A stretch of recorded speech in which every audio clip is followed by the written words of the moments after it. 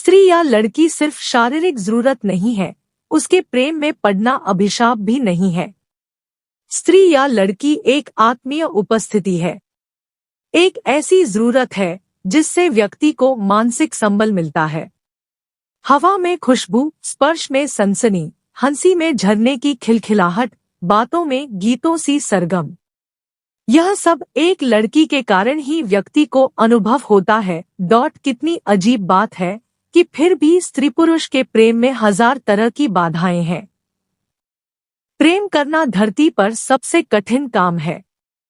प्रेम को छिपाए रखना उससे भी अधिक कठिन, और जगजाहिर होने पर उसके नतीजों को भोगना, जैसा हर किसी के साथ होता है, मेरे साथ भी हुआ। उस वक्त 17-18 साल का रहा होऊंगा मैं, जब वह लड़की मेरे दिल में समा गई थी। आखिर क्या खास बात थी उसमें, आज सोचता हूँ तो खुद पर हंसी आती है। पर उस वक्त मुझे उसका सब कुछ अच्छा दिखाई देता था। उसका रंग, उसका रूप, उसकी चाल, उसके बाल, उसकी हंसी, उसकी बातें, उसका सिर झटकना, उसके अधरों का कंपन, सब कुछ। मैं इंटर में था उन दिनों और वह 11वीं में। उसके पिता का हमारे शहर में नया तबादला हुआ था। वे लोग हमारे मकान में ऊपर वाले हिस्से में किराएदार बनकर आए थे। आते ही नमिता की माँ ने कहा था, लड़कियों के स्कूल में दाखिला करवा दो। नमिता का मैंने कई दिन अपनी साइकिल पर भागदौड़ की, तब कहीं जाकर उसका दाखिला हो पाया। नमिता के पिता नए शहर में आकर अपनी घर गृहस्थी जमाने में जुटे हुए थे। उनका यह काम मैंने कर दिया तो उन्होंने आभार सा माना। नमिता मेरे पास आने जाने लगी और मैं उसके पास। हमारे विषय भी एक जैसे थे। नतीजतन पढ़ने लिखने में भी हम सहयोगी बन गए। इस मिलने मिलाने के सिलसिले में कब नमिता मुझे अच्छी लगने लगी और कब नमिता के दिल में मैं उतर गया, कुछ पता ही नहीं चला। एक दिन वह अपने हाथों से सब्जी बना कर लाई, खाओ। उसने जिद की तो मैंने पूछा, क्यों लाई? वह बोली, अपने हाथों से कुछ बनाकर खिलाने का बहुत दिनों से मन था। खाओगे तो मुझे अच्छा लगेगा। उसकी आंखों में और ज्यादा कशिश पैदा हो गई थी। उसकी आवाज में और ज्यादा खनक आ गई थी।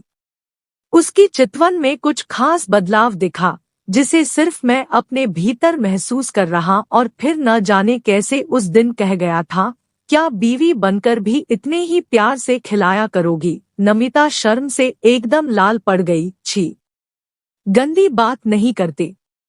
शादी करना गंदी बात है, मैंने चिढ़ाते हुए कहा, और उसकी लाई सब्जी खाने के लिए अपने चौके से माँ से 2 रोटियां मांगकर एक प्लेट में ले आया। माँ कहती ही रही कि सब्जी तो ले जा, खाएगा किससे? पर खाना तो मुझे अपनी महबूबा की सब्जी से था। उस पर अचरज यह कि पहला कौर मैंने अपने हाथों से नमिता के मुंह में रखा और उसने अपने हाथों मेरे मुंह में।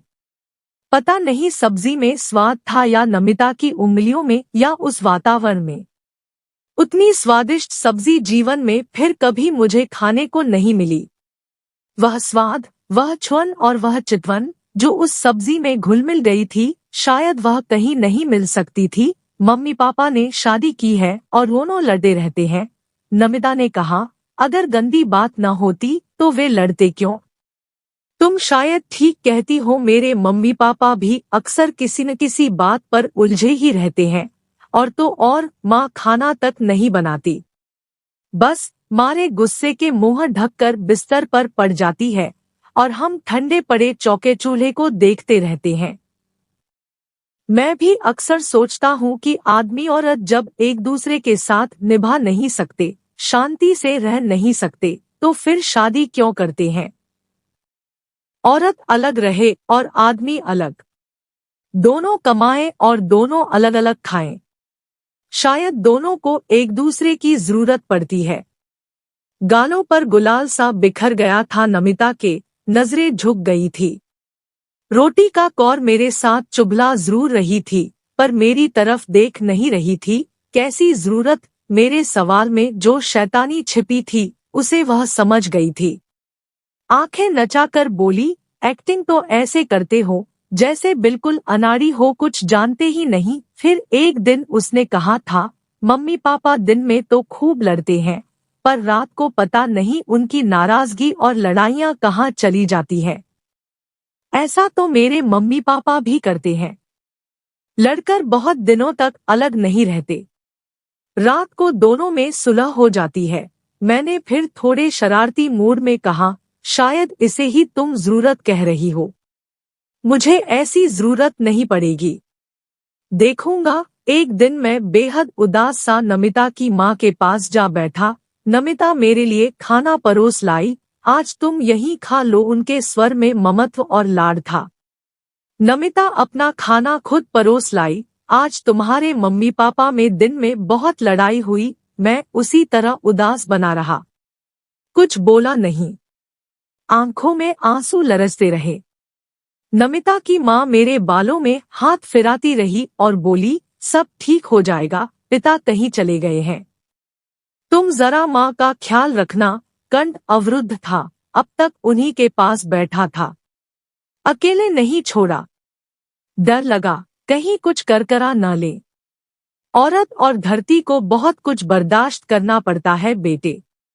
नमिता की माँ बोली, जब बर्दाश्त करने की क्षमता खत्म हो जाती है तभी मरने का फैसला करती है औरत, वरना उसे अपने बच्चों से मोह होता है और वह उनसे बंधी किसी तरह जिंदगी घसीटती रहती है। मेरी माँ भी यही कहती है। मैंने कहा, अगर मेरा ख्याल न होता तो वे मेरे पिता जैसे व्यक्ति के साथ एक दिन भी न निभाती, सब छोड़ छाड़ कर कहीं चली जाती या कुछ कर करा लेती। नमिता हंस दी। मेरी मम्मी भी यही कहती है प्रकाश, वह अपने माता पिता के सामने मेरा नाम लेती थी, पर एकांत में मुझे तुम ही कहती। जब पापा से लड़ाई होती है तो बिसूरती हुई मुझसे कहती है, मेरे कारण इस घर में रह रही है, वरना उस आदमी के साथ एक पल न रहे। नमिता की माँ भी हंस दी और उन्होंने बेटी के सिर पर एक प्यार भरी चपत जड़ दी। तो क्या झूठ बोलती हूँ? अच्छा मम्मी। मैं नमिता की माँ को मम्मी ही कहा। आप लोगों के बीच लड़ाई होती क्यों है? शायद आदमी औरत एक साथ रह ही नहीं सकते, नमिता की मम्मी ने कुछ सोचकर कहा। दोनों की प्रकृति एक दूसरे के खिलाफ होती है, दोनों के स्वभाव, दोनों की जरूरतें एक दूसरे से भिन्न। शायद इसीलिए किसी न किसी बहाने हम लड़ पड़ते हैं, फिर लड़ाई खत्म भी हो जाती है। तुम लोगों के कारण सुलह करनी पड़ती है। नमिता की माँ ने कहा, अगर हम लोग बीच में न हो तो? नमिता ने पूछा, हम कभी के एक दूसरे से अलग हो जाए। नमिता की माँ ने कहा, मैं तुमसे अलग नहीं रह सकता नमिता। मैंने एक दिन भावुकता में बहकर नमिता को बाहों में कस लिया। वह भी बाहों में सिमट गई और मेरे गले में बाहें डाले देर तक सटी खड़ी रही। मैं भी। तुम मुझे हर वक्त याद आती हो। तुम भी। वह उसी तरह सटी रही। तुम मुझसे शादी के बाद अपनी मम्मी की तरह लड़ोगी तो नहीं? शायद हम कभी न लड़े, उसने कहा।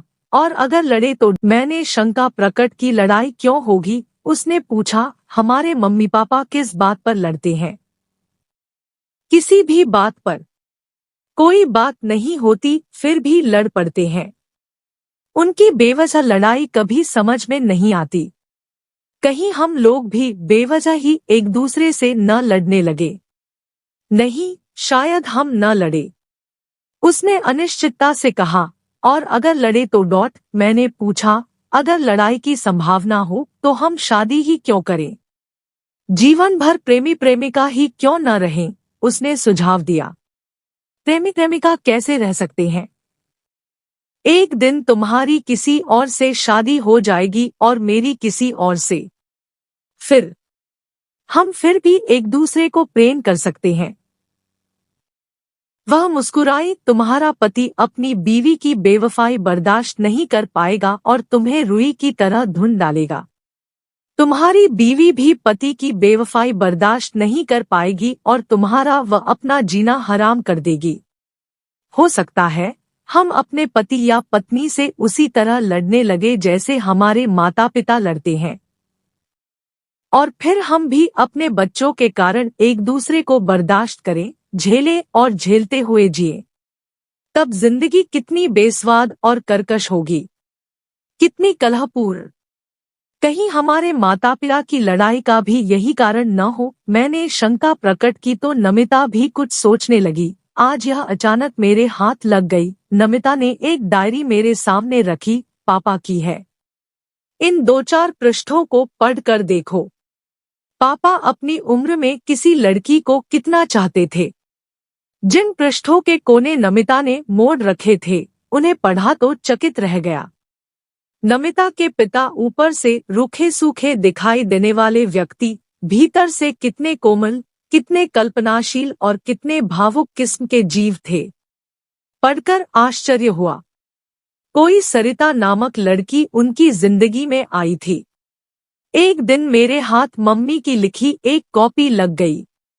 नमिता को पढ़ने के लिए दी तो नमिता मुस्कुराई। तुम्हारी मम्मी के दिल में भी कभी कोई और रहता था, और वह भी उसकी दीवानी थी। पिताजी को यह कभी बर्दाश्त नहीं हुआ कि उनकी पत्नी किसी और को चाहे। मैंने कहा, हमारे माता पिता के बीच लड़ाई का मूल कारण यही है शायद। उन्हें एक दूसरे पर विश्वास नहीं है। सामाजिक रूप से जरूर वे एक दूसरे के साथ हैं, पर वास्तव में एक दूसरे से अलग और दूर। रिश्तों को निभाने के लिए ही शायद वे एक दूसरे के साथ बेमन से रिश्तों को जी नहीं ढो रहे हैं। नमिता ने कहा, नहीं, तुम्हारी मम्मी ठीक कहती है। वे दोनों हम लोगों के कारण ही साथ है। फिर देर तक हम चुप बैठे रहे। न वह कुछ बोली, न मैं। और अचरज की हम लगातार एक दूसरे को महसूस करते रहे। न बोलकर भी जैसे सब कुछ बोलते खते रहे। कमरे की चुप्पी में हमारा प्रेम एकदम मुखर था। हम उद्दत प्रेमी प्रेमिका थे और पति पत्नी बनने के सपने देख रहे थे। और यह भी जानते थे कि जब हम माता पिता बनेंगे तो अपने माता पिता की तरह ही लड़ेंगे। लड़ाई के कारण कुछ भी होंगे या कोई भी कारण नहीं होगा। नमिता की माँ कहती है कि आदमी औरत प्रकृति में एक दूसरे से भिन्न और परस्पर विरुद्ध है, इसलिए लड़ेंगे ही। तो फिर हम पत्नी और माँ बाप क्यों बने? जीवन भर प्रेमी प्रेमिका ही क्यों न रहें? एक दूसरे के लिए तड़पते छटपटाते प्रेमी प्रेमिका।